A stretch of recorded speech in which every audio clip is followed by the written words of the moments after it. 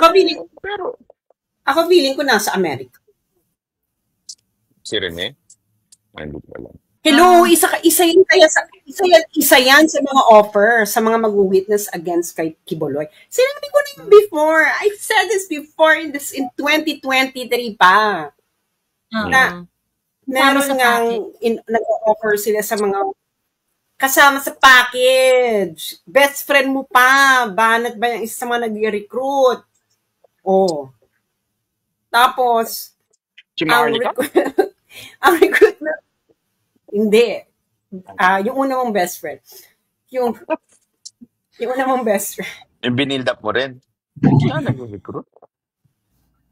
Wala namang ganyanan. And then, buhay pa ba yun? Buhay na buhay. Kaya ka nagsabi ko, behind the scenes, ganito ang offering. Magbibigay ka lang ng testimony laban kay Kibbs. Tapos, ang kapalit, resident sa US, and you will be provided for life. Talagang matatakam ka. Oo nga eh. Una, sometimes overly generous. Bakit ako na naman, Byron? Parati ka na lang ganyan, Byron. Ako na lang parating sinisisi mo. Wala ka na ba ibang nakita? Pero congratulations, Barnett Bay. Pumasok si Byron. You are the first, if the Miss Universe cannot perform, Attorney Topacio yung si Attorney Topacio yung first, yung Miss Universe 2025. After ni Attorney Topacio, siya na.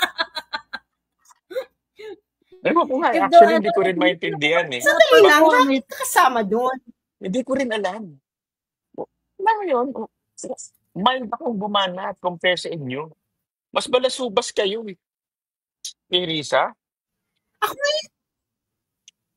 grabe naman yan. Grabe naman yung balasubas kay Risa. Sabi ko nga kay Risa, winawarningan ko nga siya na pinagtitripan siya ng mga adik. So, paano naman balasubas yan, Banakbay?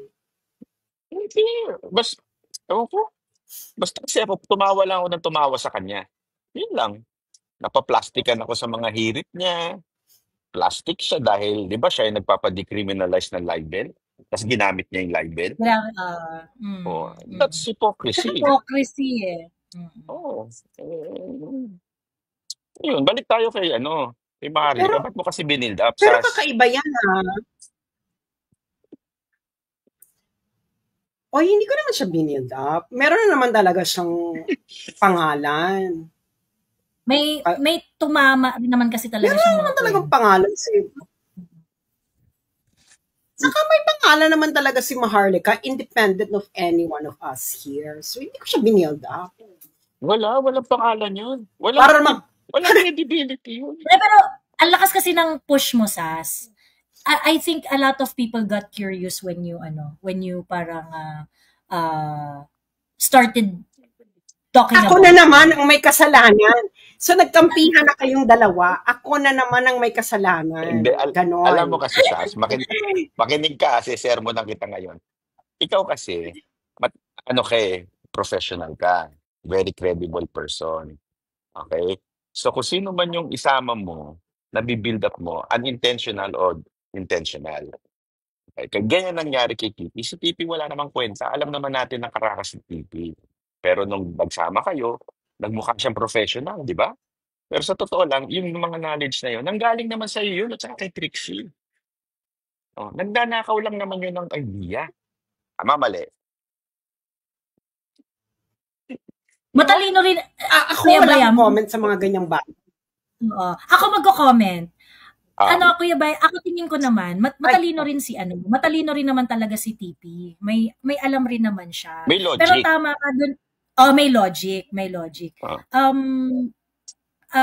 I think, tama ka dun rin naman doon sa part na because SAS is basically, kasi si SAS yung merong academic talaga. Siya yung ganun. So, since sila ni TP yung they were opinion shapers at that time. Well, up until now, SAS is still a very, very strong opinion shaper ng current time. at that time, opinion shaper, magkaiba lang siguro ng magkaiba lang ng, kumbaga, I think TP was able to carve his own approach to certain extent. Oo.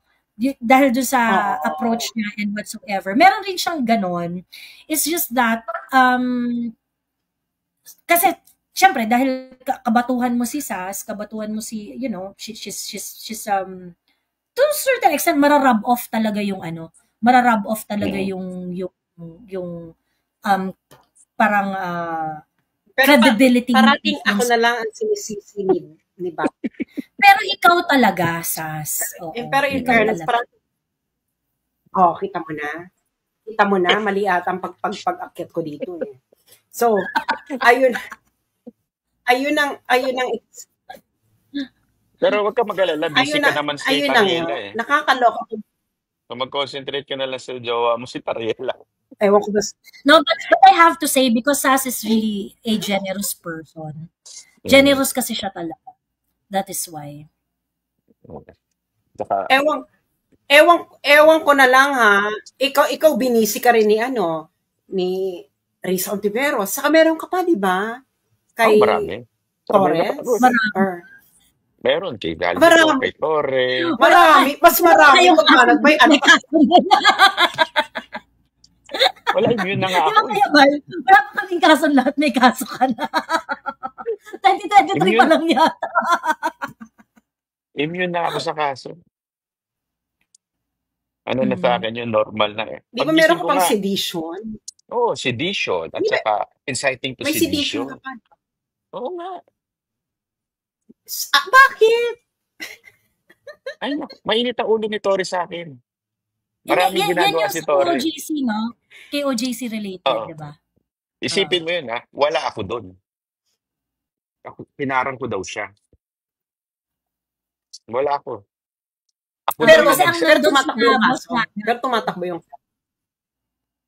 Wala pa namang nangyayari. Tapos, yung nagsalita, si Master Judea, hindi ako. Tumatakbo. Pero nagdemanda nga siya. Dinemanda ko. Oo, nagpunta ako DOJ. Habang nasa DOJ nga ako, may tawag uli ako eh. Meron na naman ako isang kaso. Pero dismiss naman yun. Kay Sam Versosa. Talaga? Dinemanda ka ni Sam Versosa? Sino naman yan? Ano ginawa mo? Sino naman yan? Ano daw ginawa mo? Di ba yung kasagsagan ng pagtakbo ng isko? Eleksyon. Oo, itong eleksyon. May tinakil ako tungkol dun sa report sa marathon na nandaya at di umano siya. Tinakil yan ng isang dyaryo. So, diniscuss ko. Sabi ko, kung meron kang ngayon pa lang allegation sa'yo na dandaya ka sa marathon, how can you be a good mayor? Sabi ko na siya dun. I'm sure hindi ganun kalumana yung pagkakasabi mo. Hindi, ganun. Pinagtatawanan ko. Yun lang. Pero, yung dating lang kasi tumatawa lang ako. Pero yung accusation, mas nag-aakusa pa kayo eh. Honestly sa mga tao, mas nag-aakusa sa kayo. Ito si Sasa. Sabi mo ba kami yung kasuhan? Sabi ko sa inyo, maingat ako sa mag-akusa. Kaya lang, nakakapikon lang ako. The way I deliver is nakakapikon. Yung mapang-asar. Oo. Mapang-asar. Siguro na-asar. Pero pagdating sa yung paghuhukay, pagre-research ng mga facts, si Sas yan. Magaling dyan. Alam mo Byron,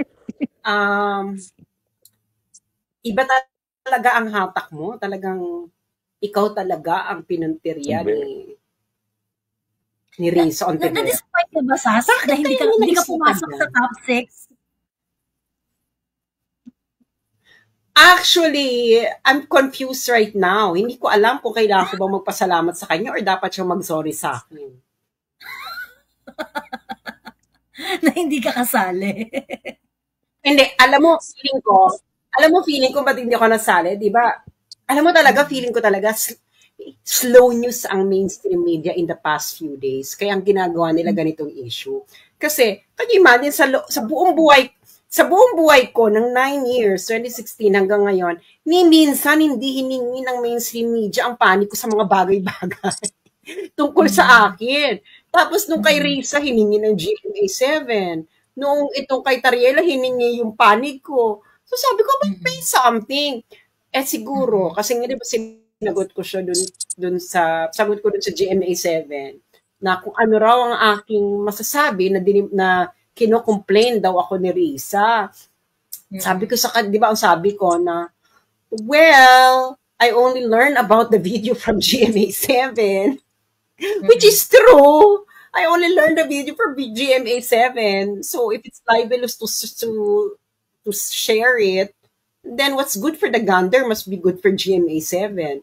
Which is true. Kaya kahit tingnan nila yung timeline ko, no, mas naunang GMA7 kaysa sa akin. Actually, sa kanila ko talaga nakita sa GMA7. Hindi ko nga siya na, hello, may nagchat tayo, Joey, hindi mo nga ako sinabihan na, uy, merong nag-confess na, ano to? Wala nga, kahit isang vlogger nagsabi sa akin, kakilala ko naman yung yan na mga yan. May chat group kami. Ni isa, wala man na nagsabi, may bumaliktad kay Risa. Nalaman ko siya sa GMA7. Oh. Di ba? Kayo, saan nyo nalaman yan? Ikaw, Banat Bay, saan mo nalaman yung video? Nakita ko sa feeds, sa news din. Saan mo nalaman nag-i-exist yung video? Sa feeds na, at saka sa news. Saan mo na rin nakita? Sa news. Yun nga yung diniscuss ko. Isa sa mga pinakaunang mainstream media, SMNA. diba? Oo. Hindi nag-use ang SMNA dyan. Hindi ba? Hindi. Sila ang unang nag-use media. Tapos, kinabukasan na ako nag-react eh. Huli na nga ako nag-react eh. Mas nauna pa kayo nag-react eh. Huli ako kasi nga, medyo may prinsipyo ako sa pag-react eh. Nagre-react ako after muna lumabas lahat ng reaction kasi baka masunog ako. So, lagi yun. So, una, hinaantay ko lumabas sa mainstream media. Pag lumabas sa mainstream media, doon lang ako magre-react. Hindi ako nagre-react na yung nakita ko lang yung picture, nakita ko lang yung video. Mahirap. So, ikaw, nag-react ka. Ay, oo, parang napansin ko nga, parang, marami na nakapag-react bago ka nag-react eh. Oo. Kaya nga. Si Boss Dada una nag-react sa amin. Oo. Kaya burado yung Facebook niya eh. Burado yung Facebook niya, kakarisa niya. Tapos, comment siya ng comment sa wall ni Risa about it. Talaga? Tapos, nabura yung page niya. Pagkatapos, gumawa siya ng bagong page. Pagka-set up niya ng bagong page, sinabi na, I'm so sorry, this page is connected to the previous page that we already blocked. Tinanggal din ulit. Ayun, sabi niya, visit kayo. Ayan, so wala siyang page ngayon. Kung nakagawa siya uli ng bago. Ayun. Mama, ano yun si Risa? Si Risa, siya, I have to say, yung sa social media, I was never gurgured as hard unless si Risa Ontiveros ang content ko. Pag siya yung content ko, tapos meron akong reaction sa kanya or whatsoever, tinitake down yung post ko ng Facebook. Lakas niya sa Facebook, ha? Oo, ang lakas niya sa Facebook. Ang lakas niya sa Facebook. Sa Amerika kaya o sa Singapore? Siyempre kung sa Philippines, malamang malakas siya sa Singapore. I'm pretty sure kung malakas siya doon, merong imprimatur yun ng Jumerica, diba? Ayun. Pero meron akong question sa'yo. You think I really think, Risa is mistaken dito sa mga acts niya na to, yung dinemanda yung mga vloggers, ganyan-ganyan. Pagkatapos, ngayon, meron siyang parang pa-issue na in order to, I don't know kung anong balak niya, pero parang nagda-divert siya, bigla siya, no to online gambling, biglang nagagaganon si bakla.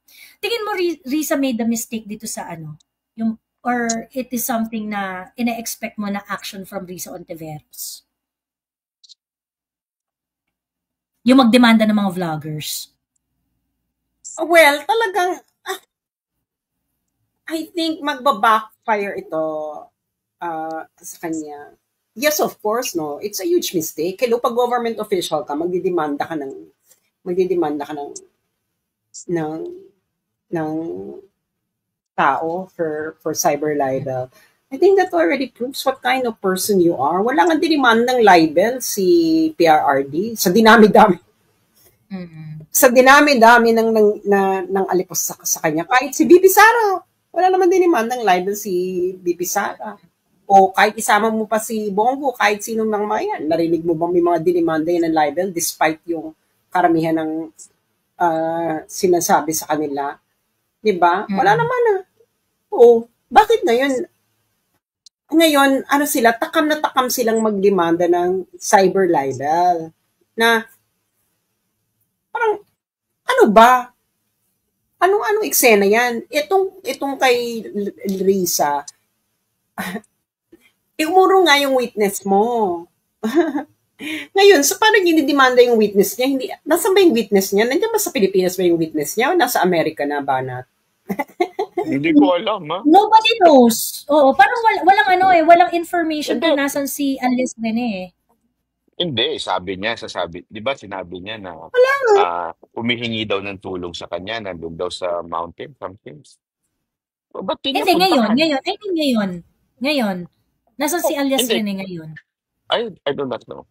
Hindi ko talaga alam. Wala ko alam dyan. Ako, nagre-react lang ako dyan eh. Ako feeling ko nasa Amerika. Si Rene? Hindi ko alam. Pero ba't di nila nalaman nung nagpunta ng Amerika?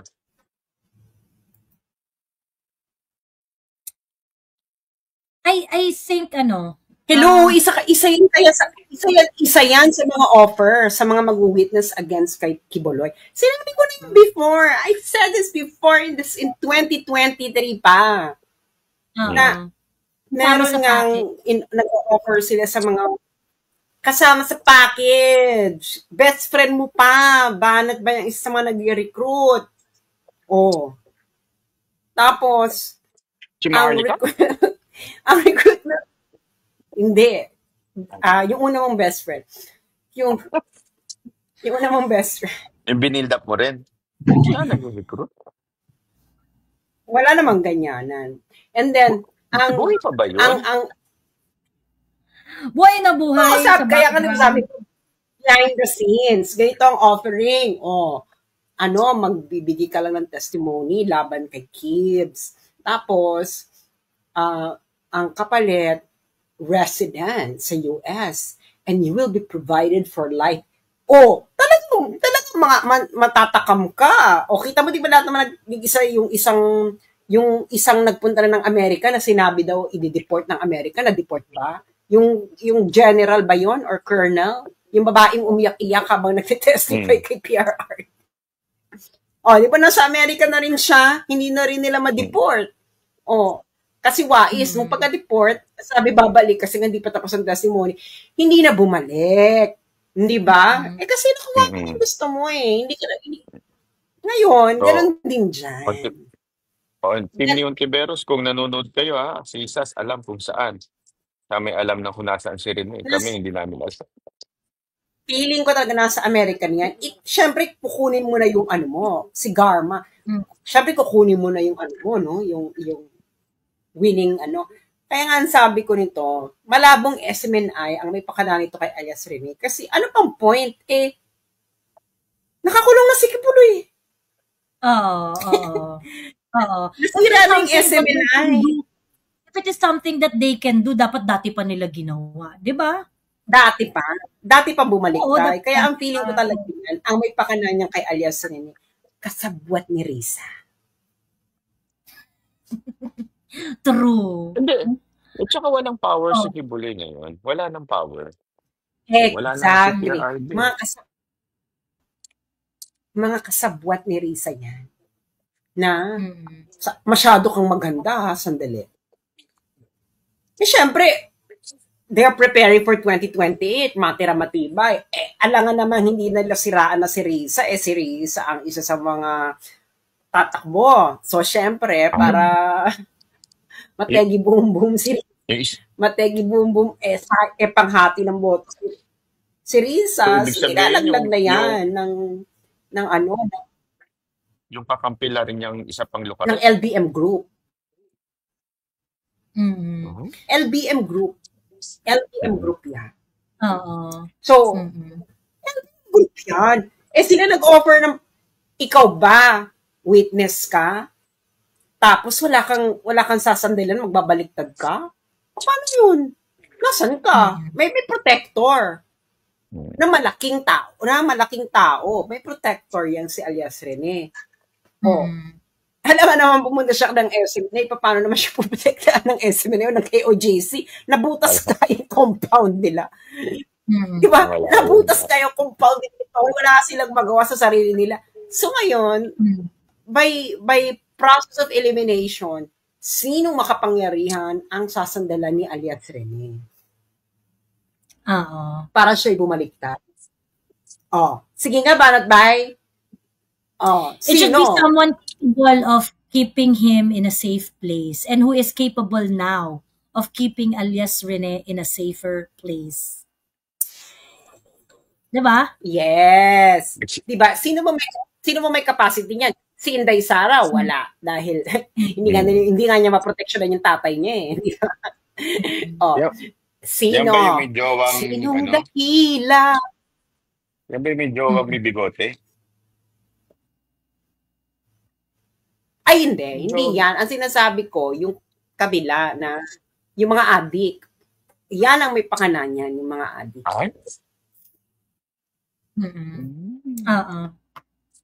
I think so too. Kasi si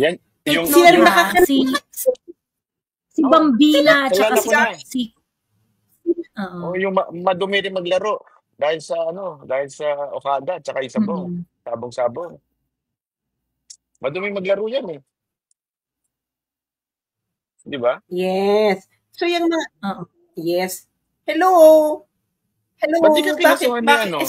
Sino ba nagpamudbud ng salapi para dun sa mga witnesses laban? Ba't di ka kinasuhan nung matabang na yun? Ikaw ang nagbulgar nung kalokohan niya sa Okada. Hala, na siya. We're after her the TRICOM already. Walang kaso. Wala pa. Pero parang ikakaso nila? Pero they already ordered Bureau of Immigration to check on her whereabouts in China. Nagganon-ganon na sila. Kuya Bay, ang tawag dito yung mga pina-TRICOM, pina-AMLC nila, pina-NBI nila, pina-BIR nila, at kung ano-ano pang mga background. Ganun yung nararanasan namin ngayon. Ewan ko, di ko alam. Ikaw nagkaroon ka ng letter authority? Sino-check na ba? Huwag yun ako idamay dyan, ha? Ang hindi pumunta eh. Nadagdagan yung pinadamay mo pa ako. Madami ka naman daw pambayad ng abogado. Joey, sabihan mo naman yung friend mo na si Amy na i-ethics naman to si Risa. Bakit hindi? Oo. Friend talaga. Sira ulo. Sabihin mo sa kanya, ethics naman niya ito. To be honest, I don't think yung, ang maganda dyan, I don't know, it should come from private, yung citizen na mag-file ng ethics. Senator, magpa-file ng ethics committee sa kapwa senator, malabo pa yan sa sabaw ng pusit. Malabo pa yan sa sabaw ng... Oo, malabo yan. Wala pang na ganyan. Si Teves lang naman ang ginanyan nila. Si Teves lang, in the entire legislative history. If I am not mistaken, si Teves pa lang yung ginanyan nila. Sa mga senador, mas malabo yan. Kasi 24 lang sila dyan eh. 24 lang sila dyan. They're not going to run after a co-equal senator. So, tingin ko yung na yan, yung, kahit pa gano'n yung kahit si Amy, I don't think gagawin yan ni Sen Amy in the same manner that Bongo, Senator Bato, Senator Robin would do it against Risa. Hindi rin nila gagawin yun. It's just, hindi remedy sa mga senador yun na ganun. But, I think if kunwari, kagaya nung ginawa ni Topacio, si Topacio yung nagkaso sa ethics committee dun sa mga yung sa treatment na na-receive ni Cassandra Ong. Of course, it's not going to be, I am not very positive na parang na-dismiss na nga yata sa ethics committee yung inano ni Attorney Topacio eh. But he made a statement in doing so. Kasi pagka-kongresista, i-ethics niya yung kapwa niya kongresista, malabo pa sa sabaw ng posisyon na magkakaroon ng aksyon eh. Ayun. Binigyan mo ako ng idea. Maganda yan. Ayun. Ganon. So, yun ang ano doon. Yun ang kineme doon. I think, for Senator Amy, ang mas importante is that, yun nga, follow through dun sa mga ano niya, you know, for Inday Sara to endorse her during the election. There must be, talagang ano siya, talagang indebted talaga siya to show up every time that she is needed. And that is something that she would not be able to escape. Talagang hanapan siya. Siyempre parang, in-endorse ka ni Inday, so, yun nga, parang hostage siya ni Inday ngayon. Whether we like it or not, talagang she's bound to show up every time that it is necessary for her to show up. Ayun. Joey, si Jing Paras nagsampay yata sa ethics, sabi ni Lele de Guzman. Ayun nga, ang tanong, may nangyari ba? At si Jing Paras, nung congressman pa si, Jing Paras, nag-congressman yan eh. Si Attorney Jing Paras.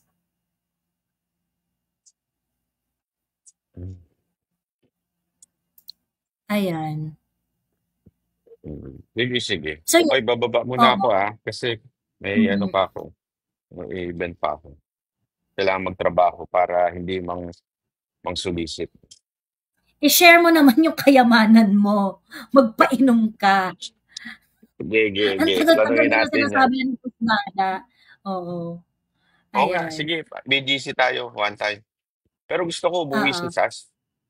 Kailangan umuwi si Sas. 2028 pa uuwi.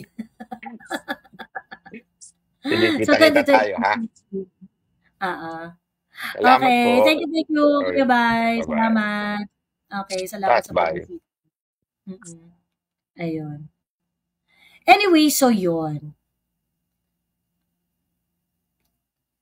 Miss Joey, ask ko bakit bigay... Joey, hindi ka rin pumasok sa finals. Hindi ka rin pumasok sa finals. Hindi ako pumasok sa finals. And I feel exactly the same way you feel. Bakit? Kasi nung kagabi, nag-uusap-usap kami. So, I really felt na, ako de-demand dito, ako de-demand. Kasi shinare ko yung video eh. Shinare ko yung TikTok link, shinare ko yung YouTube link, tapos ni-live ko pa, ganyan. Tapos si Chrisette, kinabukasan, sabi ni Chrisette, bakit ako de-demanda? Dapat si Joey. Sabi ko, pataka. Bakit ako? Ayun. So, medyo tigtataka rin ako. I think, ang ginawa nila is, nag-process of elimination sila. Of course, Attorney Topacio, kasama siya sa listahan dahil naghamon siya. Si Kuya Bay, kasama sa listahan dahil siya yung pinakamalawak ang reach na Duterte vlogger eh. Malakas yung YouTube ni Kuya Bay eh. Talagang every time na nagla-live siya, 100,000 yung views ng mga videos niya eh. So yan si Kuya Bay. They have to take him down. Si Ka Eric Celis, because mainit talaga ulo nila kay Ka Eric dahil si Ka Eric parang lagi siyang kinoconnect sa CPP, NPA, NDF in one way or another, ganyan. So siguro naiirita talaga sila dyan kay Ka Eric. Si Tio, because maybe they know that Tio is in one way or another is affiliated to the office of the Vice President. So that is why he's there. Chrisette is because Chrisette is the most influential in terms of reach, in terms of opinion shaping na social media personality. So, kaya kailangan siyang isama. And I think meron niyang prodding ni Jude Asidre, yung kay Chrisette.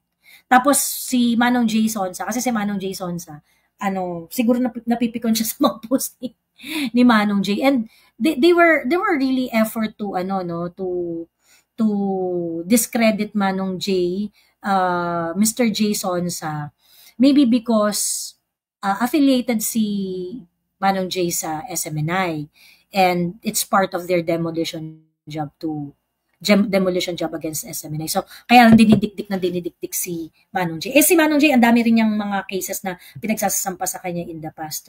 So, I think they really did a process of elimination that if they're going to do this, i-involve nila yung mga personalities na tingin nila kung ma-take down nila or ma-break nila yung spirit, kung mapapatahimik nila, is going to have the biggest impact on their part. Ayun. So, kaya siguro yun yung pinagpipili nila. Kasi kung ikaw didemanda nila, Sas, wala ka naman dito sa Pilipinas. Ganyan. Diba? So, sayang pera nila pag dinemanda ka nila.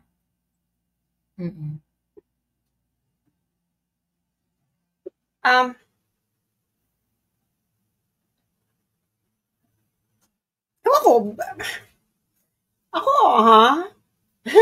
Ewan sa inyo. Sa kanila, bahala sila sa... Wala ka nang si Joey. Wala ka nang naman. Wala ka nang maramdaman. Wala na.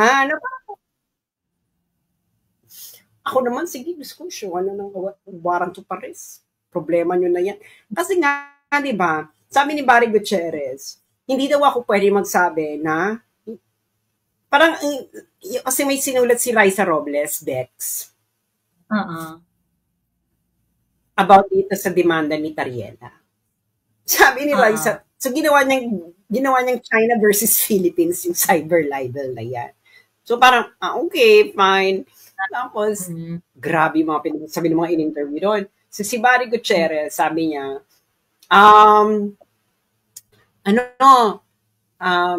so parang, ang pinapalabas niya, ang pwede kong maging defense, meron akong source.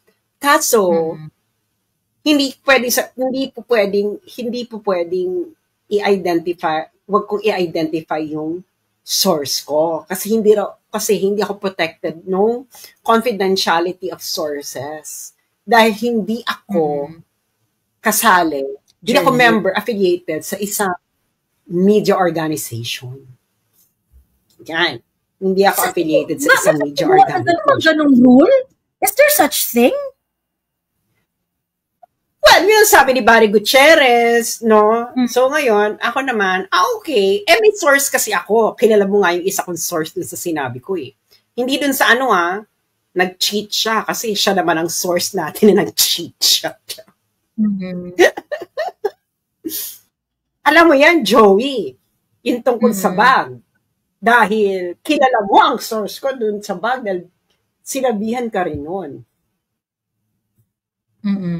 Iyan ako sa private chat. Iyan ako sa private chat. Kusina. Yan, di ba?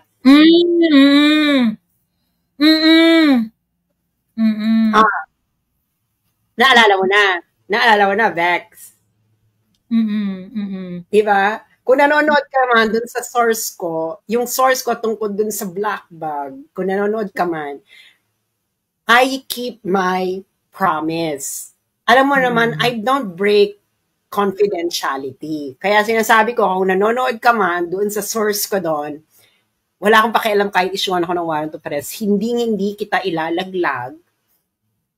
At problema na nila yan. Hindi kita ilalaglag. I will hayaan ko na lang mag-endure na kanilang pinagagawa. Kasi kung yun lang, Joey, ang magiging pagsalba ko, para ma-dismiss yung kaso, which is true, no? Yun talagang pagsalba ko na meron akong source, I'm protected by the You choose to, hindi ko gagawin.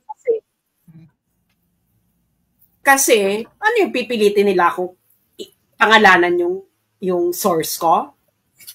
Kasi pag hindi ko pangalanan, di wala akong defense. O hindi ko na magiging defense yun. Yun ang pinakamalakas kong defense eh. Diba? Yun ang pinakamalakas kong defense. Meron akong source, ganyan, and it's a very reliable source. So kayo umarte. So ganun ang eksena. Kaya bahala kayo dyan. Tapos, meron pa isa nagsabi. Sabi dun sa in-interview kay Raisa Robles Joey, para daw mapatunayan ng malis, kailangan lang daw nilang ipakita na hanapin daw yung principal ko at para makita nila na may malis. Kung binabayaran daw ko para gawin yun, yun na ang malis. Ako naman parang, mga bakla kayo, sino ba yung principal? Bakla 2016 pa kayo nagsasabi ko principal ako. Wala naman lang kayo may ipakita. Sino ba yan? Asa ba yung principal na yan? Ano bang school? Diba? Saan bang school yan? Hindi ba? School principal. Ayan, si Joey principal ko. Dahil nagbibigay ng ayuda yan paminsan-minsan. Paminsan-minsan nagbibigay ng ayuda, no? So ayan. Di ba? Ayun ang principal ko. So parang, alam mo yun, sabi ni Maf Soriano, meron pa ate joke. Sige, go. Go, Be. Go. Or ang eksena kasi niyan is, last kong point is, feeling talaga nila may malaking tao behind me. Meron nga ba? No, sino ba kayo? Hindi sila makapaniwala na you can just be a small voice. I got a small dream. The fragrance of the flowers. Hindi sila makapaniwala na isa lamang po akong taong madada at nagkataong nalilibutan ng tao sa akin kaya nila ako finalo. Ganun lang po yun. Ganun lang kasi. Eto nga, no? O ano yan? Anong chika yan? Sabi ni Maf Soriano, pwede ang media di mag-name ng source or they can protect a source po unless it is demanded by the court. Hindi, at hindi, alam ko na kapag kunwari ikaw ay nasa media practice ka, kunwari journalist ka or whatever, I know that you are entitled to protect your source. My question is, kasi ang sinasabi ni Sas kanina, Barry Gutierrez claim na before your source can be protected, you have to be affiliated to a news organization. That is my question. Na parang, paano yung mga independent journalists na hindi sila connected to anyone? Paano yung how are you going to define media? How are you going to define media? Do you need, who will regard people, ikaw entitled ka kasi nasa media ka, ganyan-ganyan. Kailangan ba meron kang media degree? Kailangan ba? Kasi ang daming mga media practitioner na walang journalism degree.